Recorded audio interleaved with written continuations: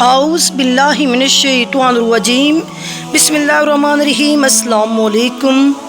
इंसान के मरने के बाद कब्र का मौसम कैसा होगा? आज की वीडियो शुरू करने से पहले जिन्होंने अभी तक मेरे चैनल को सब्सक्राइब नहीं किया, सब्सक्राइब करें, लाइक करें और कमेंट में बताएं आपको ये वीडियो कैसी लगी है। उम्मे सलमा फरमाती हैं कि जब अबू सलमा का इंतकाल हुआ तो मौत के वक्त उनकी आंखें पथरा गईं, तो रसूल अल्लाह तशरीफ़ लाए और अपने हाथ से इनकी आंखें बंद की और फिर फरमाया कि जब रूह कब्ज़ की जाती है तो इसकी बिनाई भी रूह के साथ चली जाती है।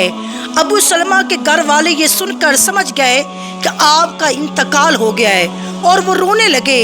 नबी करीम ने फरमाया, अपने नफ्सों पर भलाई के सिवा और कोई दुआ ना करो, इसलिए कि इस वक्त जो कुछ तुम्हारी ज़बान से निकलता है फरिश्ते इस पर आमीन कहते हैं। इसके बाद नबी करीम ने फरमाया, ऐ अल्लाह अबू सलमा को बख्श दे और इनका मर्तबा बुलंद फरमा, इन लोगों में इनको शामिल फरमा जिनको राह मुस्तकीम दिखाई गई है और इनके पसमानदगान की कारसाजी फरमा, और ए तमाम जहानों के परवरदिगार हमको और इनको बख्श दे और इनकी कब्र में कुशादगी फरमा और इनकी कब्र को मुनव्वर कर दे और इनकी कब्र को नूर से मुनव्वर कर देने की दुआ फरमाई।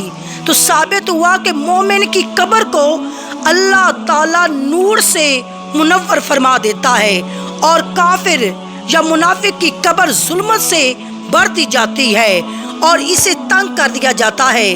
मरने के बाद इंसान को सबसे पहले कब्र के मराहिल से गुजरना पड़ता है। इसीलिए नबी करीम ने इस खौफनाक, खतरनाक और सख्त हालात से उम्मत को आगाह फरमाया है।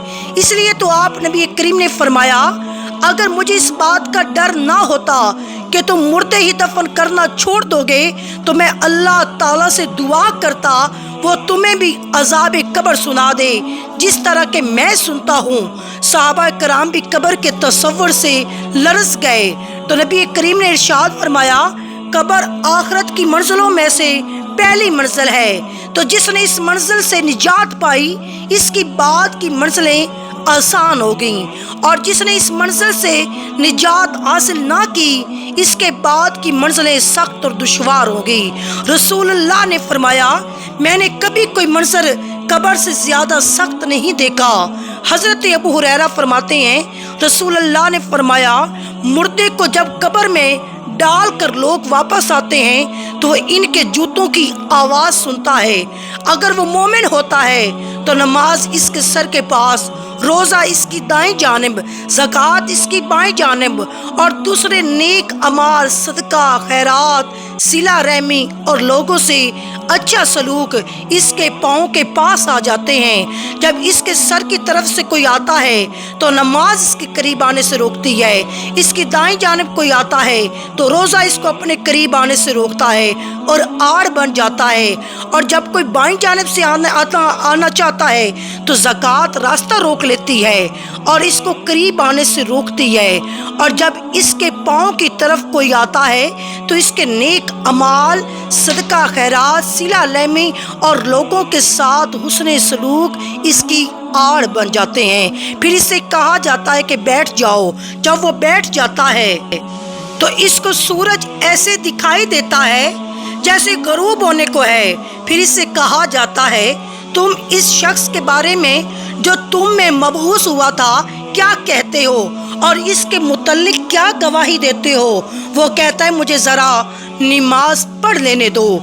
इसे कहा जाता है कि तुम अनकरीब ये काम कर लोगे। पहले इस सवाल का जवाब दो, तुम इस शख्स के बारे में जो तुम में मबऊस हुआ था क्या कहते हो और क्या गवाही देते हो? वो कहेगा, ये मोहम्मद हैं, मैं गवाही देता हूँ कि वो अल्लाह के रसूल हैं, अल्लाह ताला के पास से दीन हक लेकर आए हैं। और इसे कहा जाएगा, इसी बात पर तुम जिंदा रहे और इसी पर तुम्हारी मौत आई और इंशाअल्लाह इसी अमर पर तुम जिंदा करके उठाए जाओगे। इसके बाद इसके लिए जन्नत का دروازہ کھولا جاتا ہے، جس کو دیکھ کر اس کی خوشی میں اضافہ ہو جائے گا۔ پھر اس کے سامنے دوزخ کا دروازہ کھولا جاتا ہے اور اس کو کہا جاتا ہے اگر تو نافرمانی کرتا دوزخ میں تیرا یہ ٹھکانہ اللہ نے تیار کیا تھا۔ اس کو دیکھ کر اس کی خوشی اور شک میں اضافہ ہو جاتا ہے اور اس کے لیے قبر 70 ہاتھ کشادہ کر دی جاتی ہے اور منور کر دی جاتی ہے۔ دوبارہ اس کا جسم پہلی حالت میں لوٹا دیا جاتا ہے اور اس کی روح کو عمدہ اور پاکیزہ خوشبو میں رکھ دیا جاتا ہے، یعنی ان پرندوں کے پیٹ میں جو جنت کے درختوں پر چرتے پھرتے ہیں۔ اور اس آیت مبارکہ کا یہی مفہوم ہے۔ اللہ تعالیٰ کافروں کا حال یہ ہوتا ہے، جب کوئی اس کے سر کی طرف سے آتا ہے تو وہاں کچھ بھی نہیں ہوتا، بائیں جانب سے آتا ہے تو اس طرف بھی کوئی چیز موجود نہیں ہوتی، اس کے پاؤں کی طرف سے آتا ہے تو اس کی جانب بھی کچھ نہیں ہوتا، اور اس کو کہا جاتا ہے کہ بیٹھ جاؤ، بس وہ خوف زدہ ہو کر اور سہمے ہوئے بیٹھ جاتا ہے۔ اور پھر اس سے کہا جاتا ہے یہ شخص کون ہے جو تم میں بھیجے گئے، اسے ان کا نام نہیں معلوم ہوگا، یہاں تک کہ اس کو بتایا جائے گا کہ وہ محمد مصطفیٰ ہیں تو وہ کہے گا مجھے نہیں معلوم، لوگوں کو کچھ کہتے ہوئے میں نے سنا تھا، چنانچہ میں نے بھی ان کی طرح کہہ دیا۔ اسے کہا جاتا ہے تو اسی بات پر زندہ رہا اور اسی بات پر تجھے موت آئی اور انشاءاللہ اسی حالت میں دوبارہ زندہ ہوگا۔ اور پھر اس کے لیے دوزخ کا دروازہ کھولا جاتا ہے اور اسے کہا جاتا ہے دوزخ میں یہ تیرا ٹھکانہ ہے۔ اس کو دو کر اس کی حسرت اور ہلاکت میں اضافہ ہو جاتا ہے۔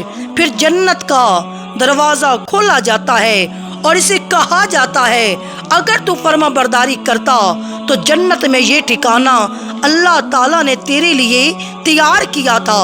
اس کو دیکھ کر اس کی حسرت اور ہلاکت اور بھی بڑھ جاتی ہے۔